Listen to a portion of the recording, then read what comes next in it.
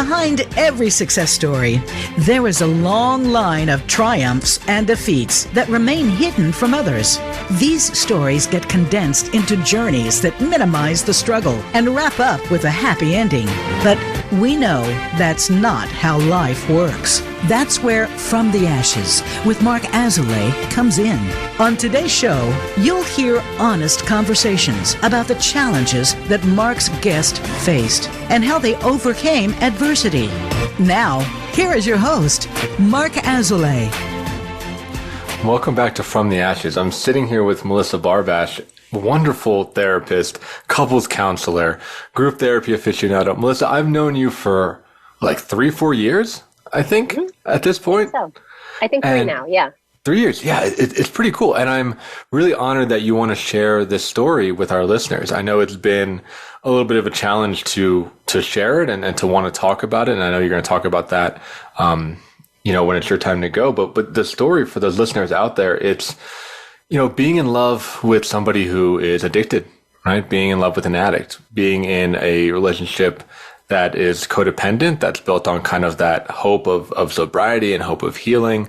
And I think it's something in my practice, I see so many people, I would say specifically women, that go through that. It's not talked about at all. So thank you. Welcome to the show. Thank you. I'll let you know at the end if I was super happy to be here. I feel happy to be here. I just feel a little bit nervous, which Mark knows. As he said that people don't talk about this a lot. And so I'm a little nervous to share about it. Yeah, but before we go into it, can you share a little bit about what you think the resistance is to talking about it? What keeps people stuck in the story or keeps them holding the secret? Well, I don't think that it's not talked about because it's a secret. I think that people are aware that they are in a relationship with an addict. I think that's maybe a separate question. But for me, my reluctance to share,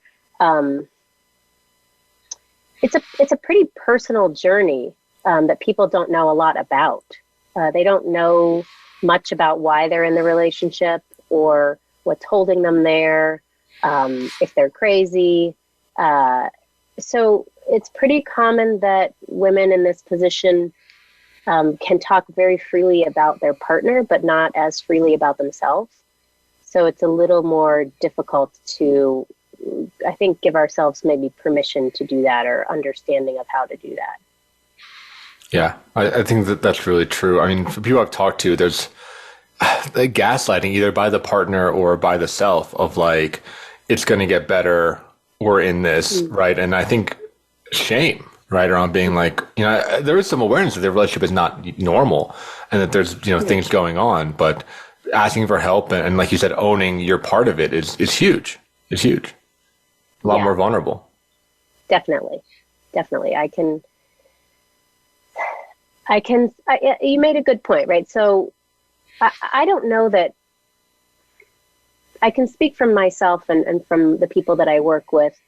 We often see something that doesn't feel so right, but a lot of people, myself included, I never had a history knowing anybody that struggled with addiction until I found myself in these relationships. And I think that's often hard for people to believe because there's an assumption that if you are in these partnerships, then you must have had it in your family of origin, which is not the case for a lot of people.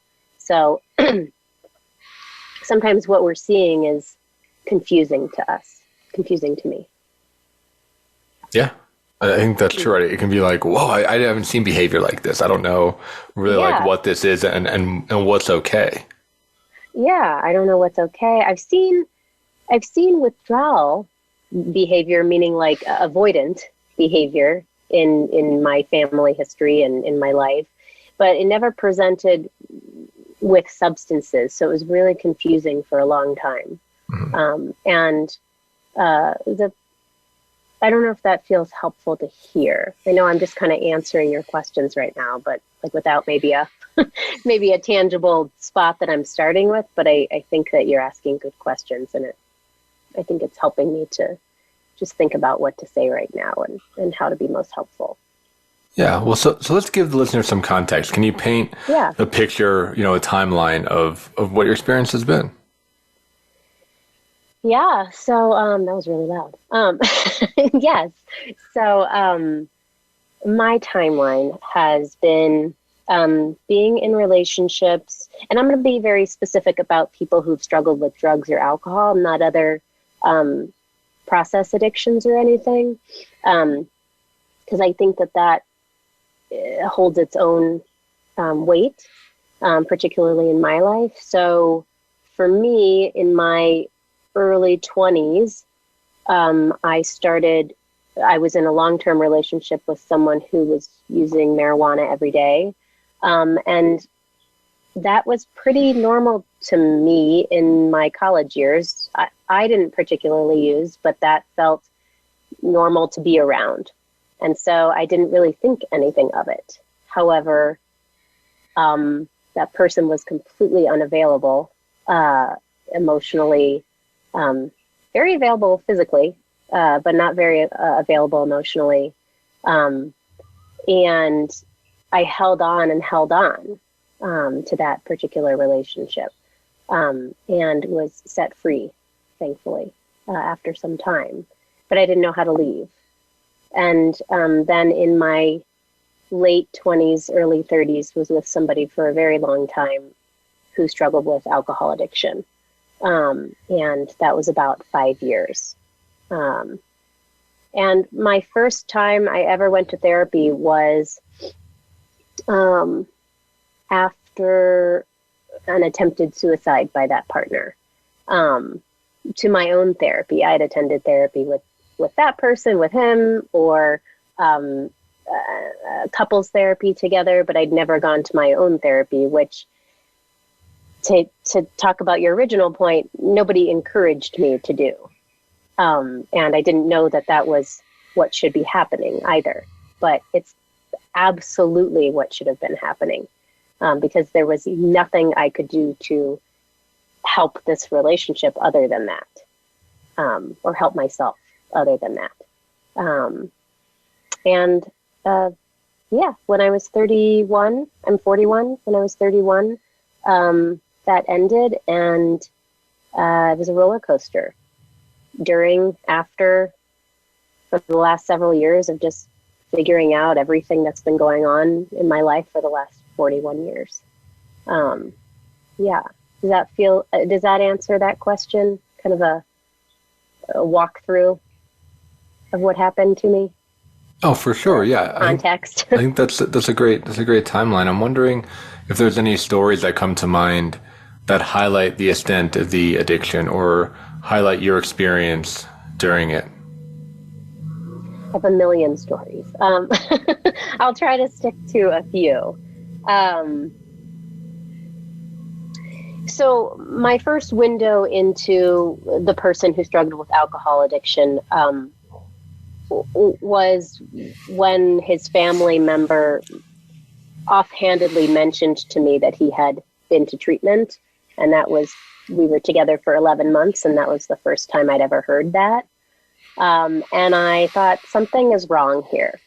I don't know what this is, but I just got a huge fearful feeling, like I was in something that I knew nothing about. Mm-hmm. And I was with somebody that would hold back something so important about themselves. And he actually got mad at me for knowing that.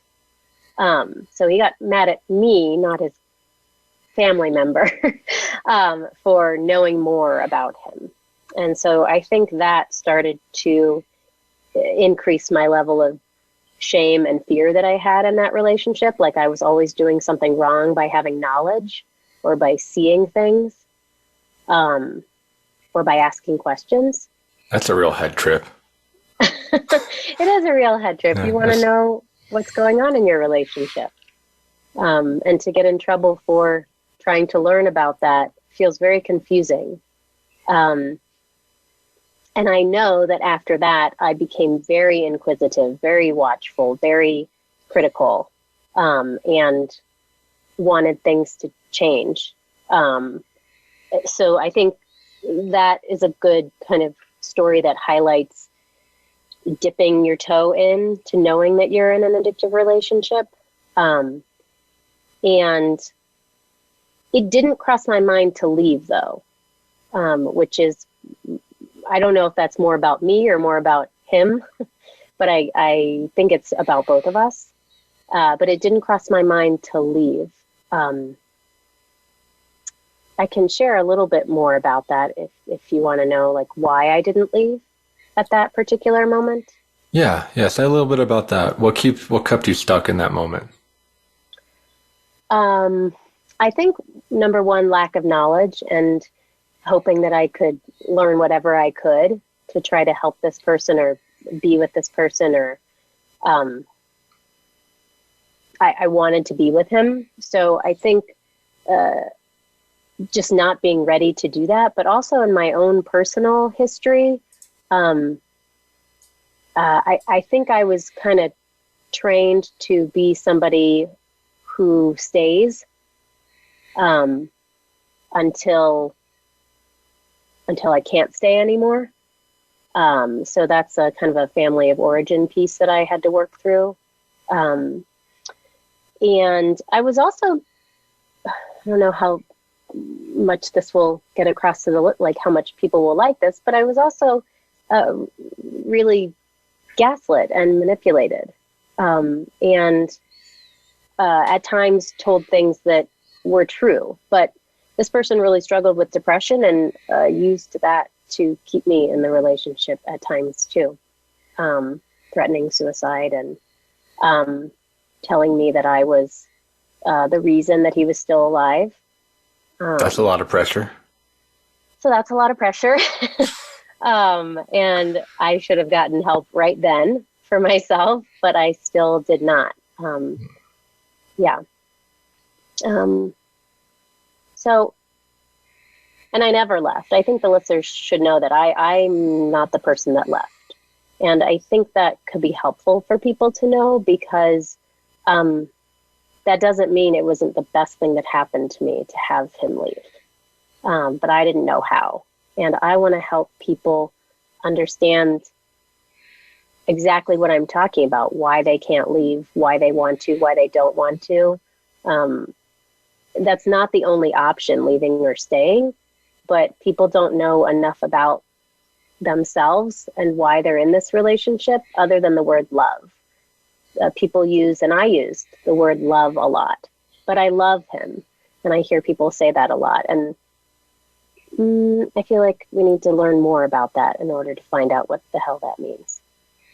Yeah, that's a really interesting topic, because when I think of, I don't know, maybe like unhealthy love, or love that I see that keeps people stuck, maybe it's a better way, is this idea that love is sacrifice, that love is kind of being a martyr and giving up parts of ourselves, or giving up, future plans, or giving up ourselves really, right? To be with that person no matter what. Mm-hmm. And, the unconditional love thing is a very romantic idea, right? That you're going to get loved no matter what. But that's a really slippery slope. And it sounds like in your case, right? Like the no matter what got pretty dark. Mm-hmm. Yeah. No matter how much love was given, it didn't help anything. It may have saved his life. The amount of love that I gave, because I called the ambulance the night that he attempted suicide, or it may have saved his life long enough for him to be in recovery, which I have no idea. I think he is. But it didn't do anything for me. that love that I had, it just made me crazy, and made me think that I was crazy, and hurt me. That love that I thought that I felt hurt me all the time. I was so unhappy and anxious and felt traumatized and angry all the time. I was very angry all the time. And I want to make sure everybody who's listening knows that I have a part in this. I don't want anybody to think that only the person who struggles with addiction is at fault. And there are a lot of people who struggle with addiction who won't own their part, and who will blame their partner for everything. And that's what I want to help people not have to live with anymore. That like self-sacrifice and amount of blame that comes toward. This feels like I should wait till after commercial to say this. However, the first thing that this person said to me when he woke up in the hospital was, "I wasn't going to kill myself. You shouldn't have called the ambulance." Oh, just immediate guilt trip. Yeah. So that was really hard. So I just want to say, like, there's a difference between self-accountability and I'll take mine and I want the other person to take theirs. Yeah, I think that's such an important piece, because, and I get that you want to own your part, and we'll definitely talk about that on the other side. But I've seen so many people in your position that, they fall into that shame hole, right? Of being that everything is their fault and everything, they own all of it. And that person is just, struggling, right? And it's like hard to be mad or upset at someone that is so clearly struggling. Yeah. And yet they have a part in it too. And, maybe next commercial break or later on, I'll talk about my side, because I've been an addict, right? And I've been in relationships. So I know a little bit about that other side. And it's not as innocent as perhaps, addicts can make it out to be, right? Yeah. Where we're very good, usually because of childhood conditioning, at playing a victim and seeking attention through self-harm. At least I was. So there's a part for us to own as well in this dynamic that can be so harmful for people. Yeah. I like that you're saying that, because I want to get the point across that not everybody harms people through their addiction forever, and people get harmed as well. Absolutely. So we're going to move into our commercial break here. For those listening, stand by. We're going to learn more go more to the dynamics, talk about our own experiences together, and hopefully present some sort of help or at least scaffolding on how to get out if you might be in a similar situation. Become our friend on Facebook. Post your thoughts about our shows and network on our timeline. Visit facebook.com/Voice America. In Mark's work with high performers and business owners, it is becoming increasingly clear to him that their biggest obstacle to success is themselves. They are experts in their field, but are dragged down by their anxiety, poor time management, inability to focus, or self-sabotage. His role is to help you overcome these emotional and organizational issues so that you can truly excel in your business and your personal life. One of the most common hurdles that he sees is perfectionism, a crippling anxiety around performance. It's a fear of not being good enough, being publicly embarrassed, or of disappointing others. These fears paralyze brilliant people and bring them to their knees. This course will help you to break free from this mental prison and have more agency in your world. In this online course, we will break down the prison of perfectionism so that you can break out of it. For more information and to sign up, visit mark-azulay.teachable.com. That's Mark, MARC-Azulay, AZOULAY.teachable.com. Where can you listen to some of the world's top life coaches ready to dish out success tips and entrepreneurial guidance? The Voice America Empowerment Channel will do just that. Whether it's personal growth, building a better business, or inspirational life stories, make it a daily habit to tune into our programs. From weight loss and personal branding to law of attraction and increased happiness, you'll find it every day at voiceamericaempowerment.com. The Voice America Empowerment Channel. It's your world. Motivate, change, succeed. Our thoughts and feelings not only affect our own lives, but the lives of everyone around us. find new meanings of love, authentic expressions, and better connections with the people in your life. Tune in to Love Light with Dr. Jean Marie Farish. This program will feature guests and discuss ideas that will bring a better life to you. When you find this perspective on love, it will change everything. Listen live every Friday at 12 noon Eastern Time and 9 a.m. Pacific Time on the Voice America Empowerment Channel. It's your world. Motivate, change, succeed. VoiceAmericaEmpowerment.com.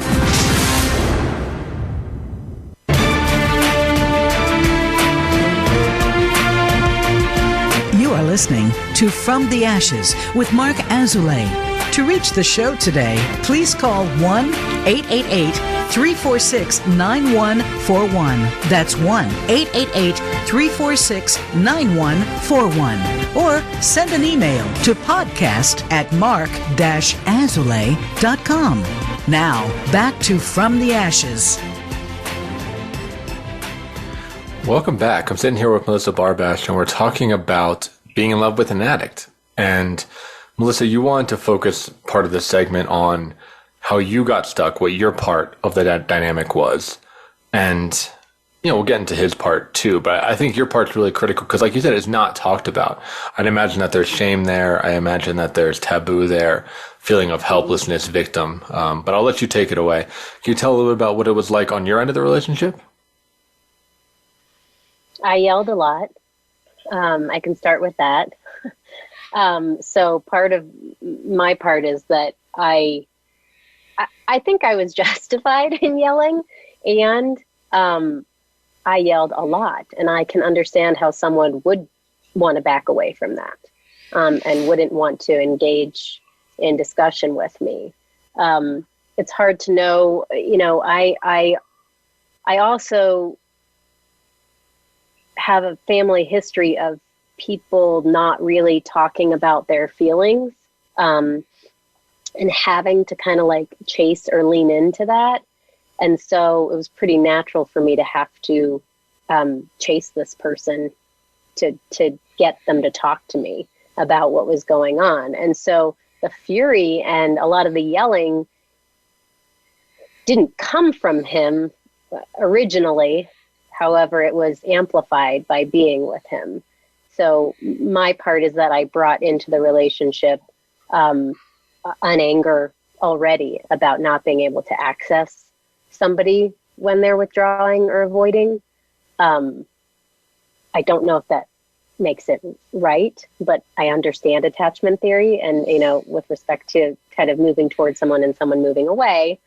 But I also think addictive relationships breeds that. That's exactly what's going to happen. The person obviously is hiding from something or talking about something. So if you get someone in there that's inquisitive and curious, it's going to explode. So I exploded a lot. I don't know. He imploded, I guess. But I did it outwardly. So I do think it's important to own my part. I mean, that's what, not only does owning my part, has that helped me, but being able to talk about how hurt and damaged I was and have people listen to me, and help me understand it has been so important. I and so many people that I've worked with initially only know how to talk about our partner in therapy. There's no me left. There's no spouse left at that time. I wouldn't have even known how to talk about myself unless someone helped me to do it. So I really think that people miss out if they don't work with somebody on their own therapy, because I've had, I don't know how I was going to say this, but people come to me who very clearly want me to fix their partner. And I understand the impulse for that, but they specifically look for an addictions counselor because I can understand their partner then. I don't need to be an addiction counselor to understand that you are struggling in your relationship. But there's some sort of peacefulness that it creates in knowing that there's someone in front of you that can understand your partner. So, yeah, I said a lot, but I think I like everything I said. So I said a lot there.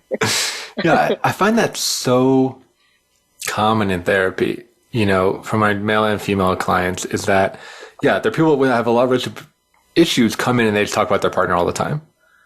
And something that I try to do very similar to what I think you're saying is bring it back to them like, okay, well, how do you feel about that thing? Right. Or, oh, what's that like on the other end of that? And you can see the people's mind get scrambled.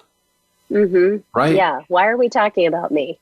Yeah. What do you mean talking about me? Like, what do you mean? How do I feel about that? Or like, how would I deal with that situation? Right. Like it's wild. I mean, it's in some ways kind of disturbing. Because, I'm the other end, right? Like I'm more on the narcissistic, grandiose spectrum. So I got to have opinion about everything, right? I'll make everything about me just because. So to be with somebody that really struggles to orient to themselves, it took me a while as a therapist to really understand that outlook. And I'm curious if you could shed some more light as to what that mindset might be like of having those questions asked of, what do you like or what do you prefer? And that short circuit that happens, because it's something that I don't experience as much, but it sounds like you did in these relationships. It's infuriating because I'm coming to you with a problem in my partner, and it's really impacting me. And I need you to hear me rant about this and explode about it. And you'd be asking me to do something that probably no one's ever asked me to do, is to think about myself. Because what have I been doing the entire time that I'm with this person? Thinking about their needs and if they're going to be okay, if they're going to die, what's going to happen to them. So I've had to create a whole story about what he's thinking or feeling because that's not communicated. So I only know what he thinks and feels now. I don't know what I think and feel anymore. I just know that I'm crying all the time and I'm angry or exploding all the time. And I want to scream. So it's very disorienting, confusing, a little frightening. It feels maybe a little threatening, a little too, like threatening to my plan of what maybe I came in here to do. And it feels a little hopeless, like, oh, this person's not going to be able to help me with this guy in my life or this partner in my life. But I really think that if you find the right person, they can do both, the right therapist. Like they can listen to you and navigate what you're feeling about what you're saying, but also listen and learn about what you're saying about your partner without stopping you from talking about it. That's been my experience, at least, where I went from it being too threatening to talk about myself to that being the only thing really that I wanted to talk about in therapy anymore. So, and I think for me, that's all safety with the person that I'm with. I don't love that word, trust. Developing trust with the person that I'm with. I think safety's overused, but that's just me.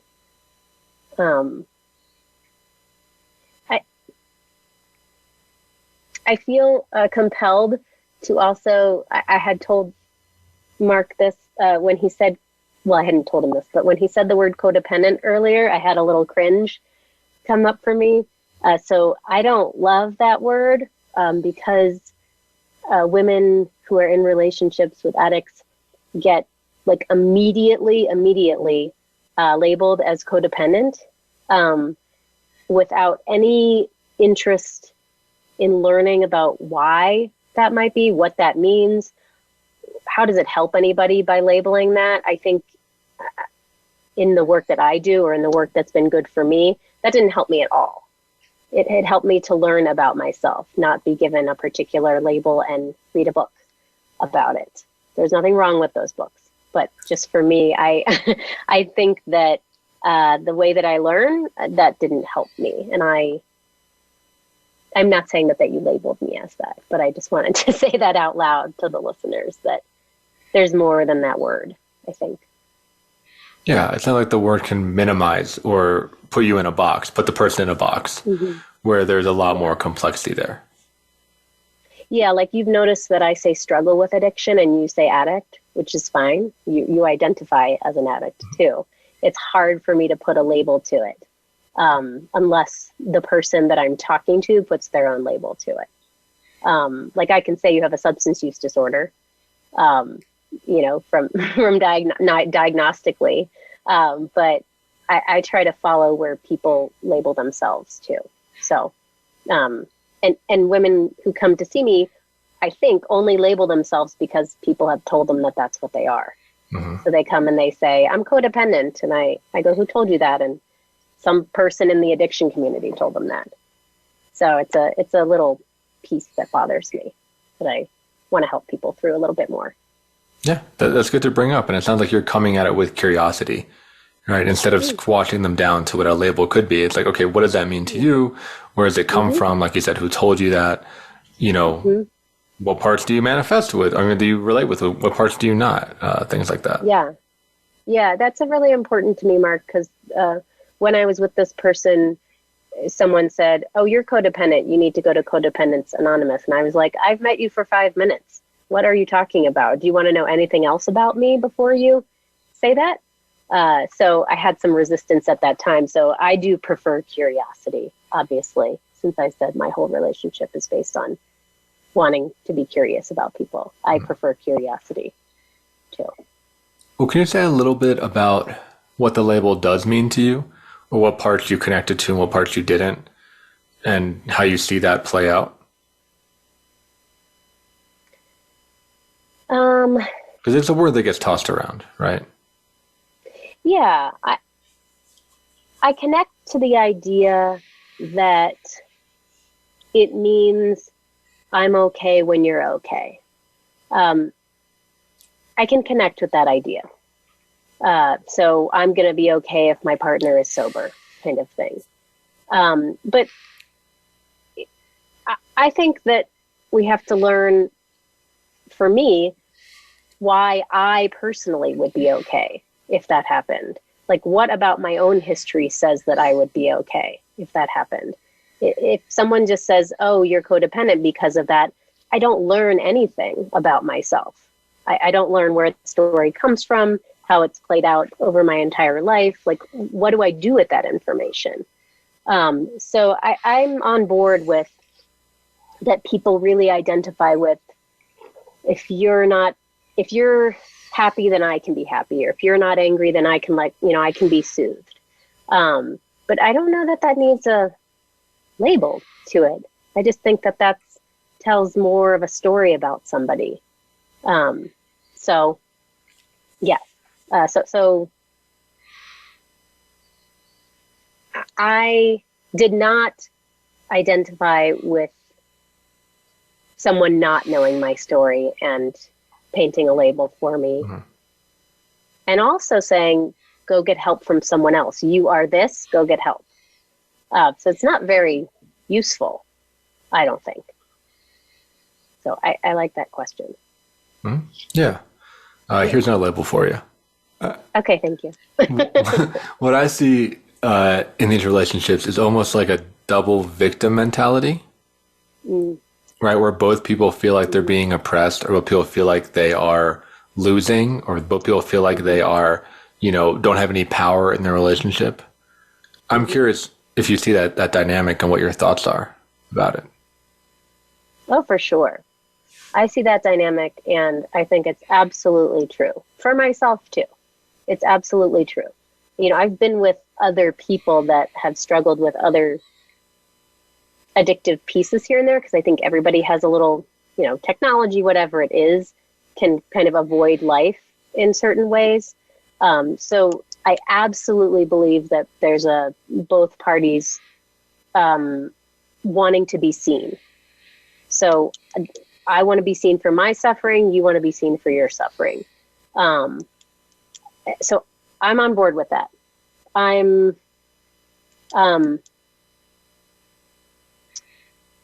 you clarify your question? So I want to say I'm on board with it, and yes, but I want to know what the question is, if I can ask that. Oh, yeah. I mean, just to hear about your experience. I can share from my experience is, when I was acting in a relationship, I felt like a victim, right? Okay. Even though looking back on it, I had quite a bit of power. In fact, I would say I probably had a lot more power than my partner at the time. But when I was, for me, marijuana was probably the biggest one. When I was doing that, it was like life was so hard. No one understood me, like I just need to go home and relax and push everybody away. Nobody gets the suffering that I'm in. Like I suffer in such a unique way. And I'm using this tone of voice because looking back, I'm like, whoa, my life was so easy compared to what it is now. It was so simple. But I had so much angst and so much just like pain, but also I think just hatred and anger at the world, and just like really interpreting almost everything in the most bad faith argument ever, right? Like everything that happened was personally about me. Mm-hmm. Yeah. So I'm curious the other side of that, right? I mean, I can imagine that's probably hard to be around, but I'm wondering what the other side of that is.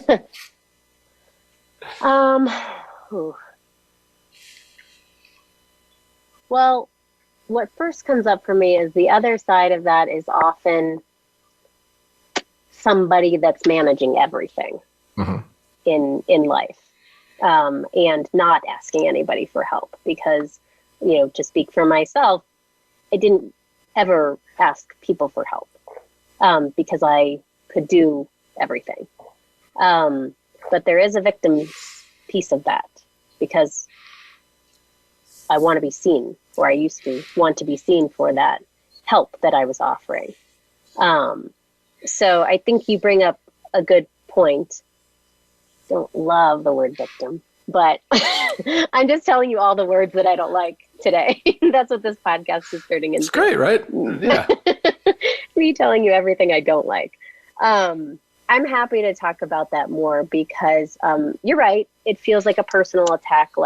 And I've heard a lot of people say this, and I've said these words myself. If they loved me enough, they would be able to quit. For sure.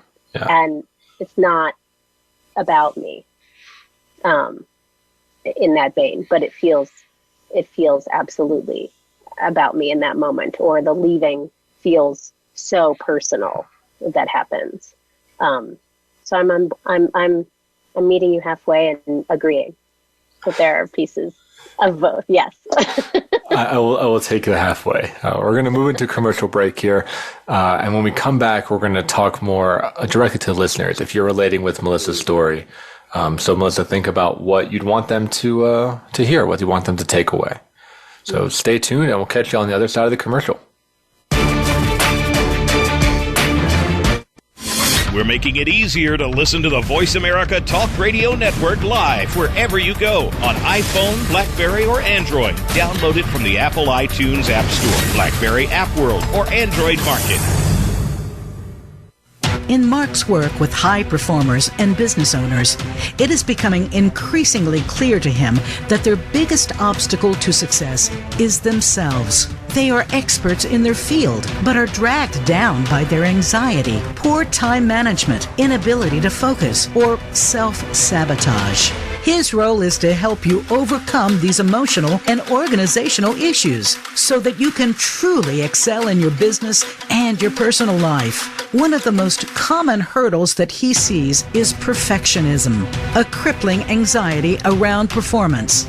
It's a fear of not being good enough, being publicly embarrassed, or of disappointing others. These fears paralyze brilliant people and bring them to their knees. This course will help you to break free from this mental prison and have more agency in your world. In this online course, we will break down the prison of perfectionism so that you can break out of it. For more information and to sign up, visit mark.com. mark-azulay.teachable.com. That's Mark, MARC-Azulay, AZOULAY.teachable.com. For teens, by teens, and about teens. Tune into the uncensored and unedited discussions with young adults on Express Yourself. Every Sunday at 3 p.m. Pacific Time and 6 p.m. Eastern Time on the Voice America Empowerment Channel. Smart, tenacious teen hosts and reporters from around the country speak up and speak out. Express Yourself. Visit the website for the show to find out more at expressyourselfteenradio.com. And check out the show on the Voice America Empowerment Channel every Sunday. Get the news on our shows and other happenings by following us on Twitter. Find us at VoiceAmericaTRN or twitter.com/VoiceAmericaTRN. You are listening to From the Ashes with Mark Azulay. To reach the show today, please call 1-888-346-9141. That's 1-888-346-9141. Or send an email to podcast@mark-azulay.com. Now, back to From the Ashes. Welcome back to our final segment here where we talk directly to listeners. Melissa, I had a question for you. If you could go back in time and talk to yourself when you were in the midst of this relationship, what would you say?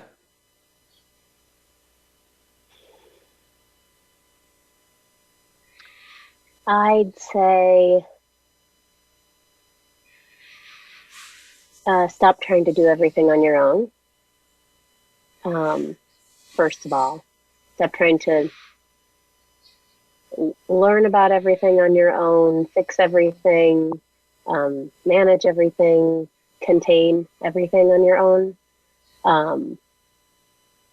And you don't have to pretend that you're okay. I think I was pretending that I was okay to other people. I don't know if it was out of shame or of desire not to be talked out of the relationship. So there's a way that people know that, or I knew that what was happening for me was not helping me at all. That I was losing a battle every day. So I would probably start with that. And then I'd probably say, you're not going to listen to me because you don't know how to do that yet. So like, even though I'm telling you to stop, you have no idea how to do that. And maybe you could go talk to someone and learn about what's making this so hard for you, about why you are risking losing so many parts of yourself to be in this relationship. Please go learn about how scared you are of being at fault for someone dying. So I would start with that. I really don't know that she would listen to me because myself at that time I wasn't used to getting help with things. So that would have been really confusing probably for me at that time. But I do know that when I started to let people in a little bit, things got better. So particular people. So I would say, go to the people that you trust the most, who actually might not even be in your family, because it's not objective with the people in your family. You need somebody to help reflect back what's going on for you. I feel like there are a million other things I would have said. Do you want me to keep going with all 1 million of them, or maybe one or two more? Well, I do want to hear, but I'm, as you were talking, I was thinking about a relationship that I was in for about 2 years where my partner was suicidal, and she was also, an addict or struggling with addiction. She was a pothead, really, smoked all the time. And there was this experience where we were a very social couple. So we were out in the world and having friends over and doing all that. And she was like happy and cheery. She was stoned, but she was, herself. But then when everyone would leave and we would be time to go to bed, she would collapse and she would talk about how suicidal she was and how awful it was. And some of the same things you were saying of like, if you leave me, I'm going to kill myself. You're the only thing keeping me alive, all this stuff. And I'm just relating to what you said because I felt, I think on the one hand, this almost sense of like hero thing of like, I am somebody's lifeline in the world and I am like going to make it happen. But on the other hand, I felt extreme terror. And it wasn't until it started manifesting as truly panic attacks and emotional eating and, thoughts of relapse myself. I was sober at this time, but like thoughts of relapse of myself, like that I was able to seek help. It had to, and I didn't even connect it to this thing that was happening in their relationship. I was like, oh, wow, these patterns of behaviors are really scaring me. I need to talk to somebody about it. And it's like, oh yeah, it's probably because of this. And what I want to share with the listeners is what my therapist told me. And he had this beautiful image of like, you're walking down a bridge and she hands you a rope. And before you know it, she jumped off the bridge and you're holding the rope. Right. And she was directly telling me not to tell anybody else. Right. I was like, hey, you got to tell your friends, you got to tell your therapist, you got to tell these people. And she was like, no, I don't want to tell anybody. And it's such a dilemma of like, how long do you hold the rope? Mm-hmm. Right. Yeah. And the story, has a happy ending, which is that she's totally alive. She's fine. I did break up with her. Right. I ended up dropping the rope after about a year or so. And I'm happy that she didn't kill herself because of that, truly. But it just that metaphor just really sits in my head a lot of how long do you hold the rope and what it's like to be there and to hold that. Yeah. I like that, analogy, because, that was the end of my holding the rope. Called his parents, called his family, everybody got involved. I was no longer a secret keeper for anything or tried to be a fixer for anything. And it's interesting because with all of the work that I've done, like I said, I've been involved for a long time with someone who has some other addictive tendencies, which a lot of people do, but I don't hold the rope ever anymore, ever. Maybe sometimes. Minimal rope holding. Minimal rope holding. But there's a difference between being with somebody who's willing to look at themselves or willing to even look at you and say what's happening for them than being in a relationship with somebody that runs all the time. And it's interesting when you talked about collapse because my person would disappear for like 7 days at a time. And so I got a little jealous because I was like, oh, I wish my person would have said they were collapsing or done it in front of me, like so that I knew a little bit more. But it was very difficult. And yeah, I guess I don't have to say it to my old self, but to my new self, like, it's great that you're not holding the rope anymore. Like, I think that's fantastic. And I know that it's possible for so many people to be in relationship and out of relationship with someone who struggles with addiction. Like, out is not the only way, but out for me has to be the way if I'm with somebody who can't look at themselves or can't work on themselves. Like, that's not something I'm willing to ever be in again.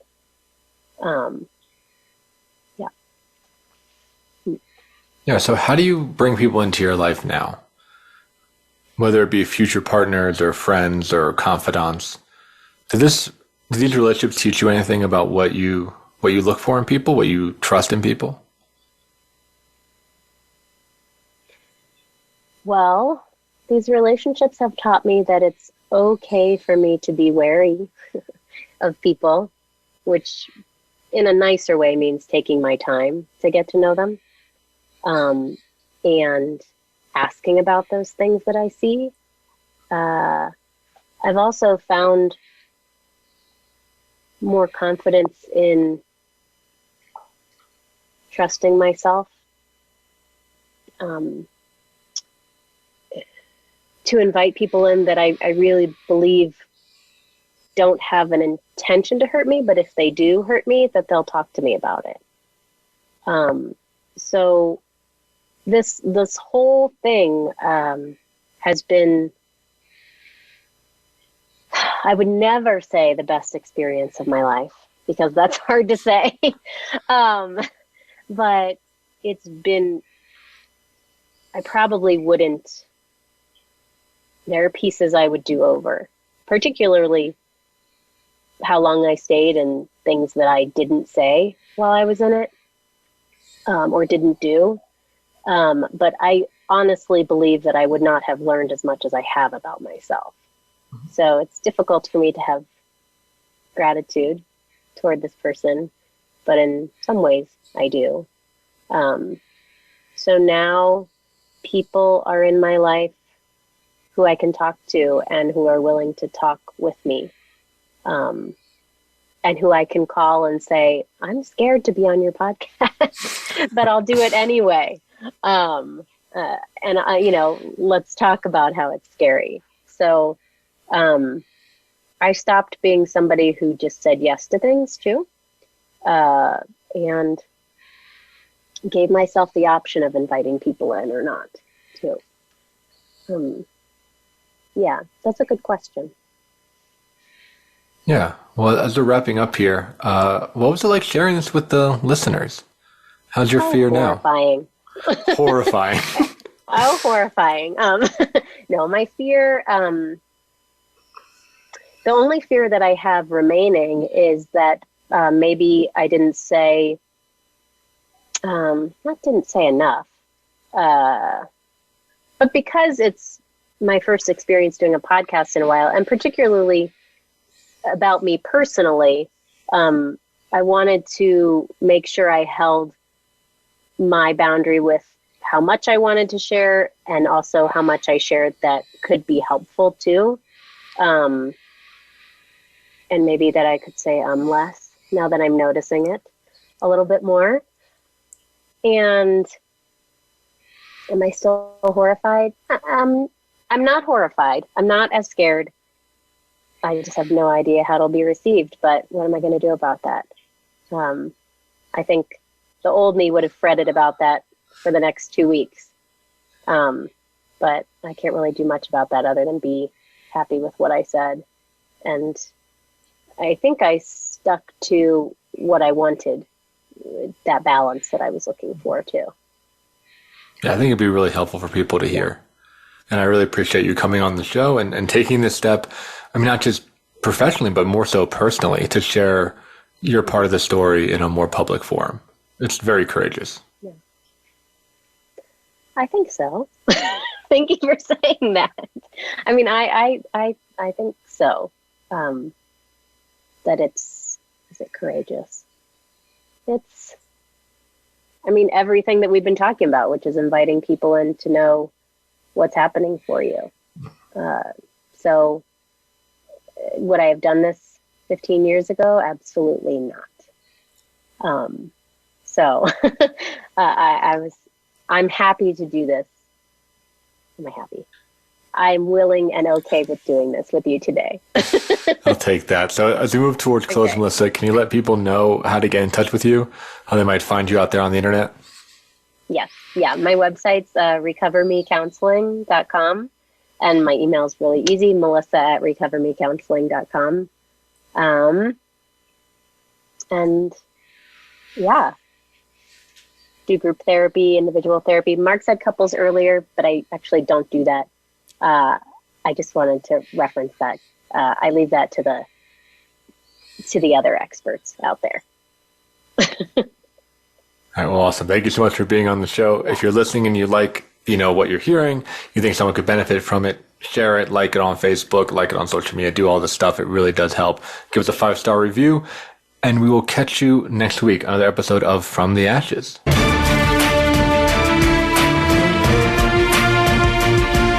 Thank you for joining host Mark Azoulay on From the Ashes. Be sure to tune in again live next Friday at 2 p.m. Eastern Time and 11 a.m. Pacific Time on the Voice America Empowerment Channel, or subscribe on your favorite podcast platform. Meet triumph and defeat and treat those two imposters the same.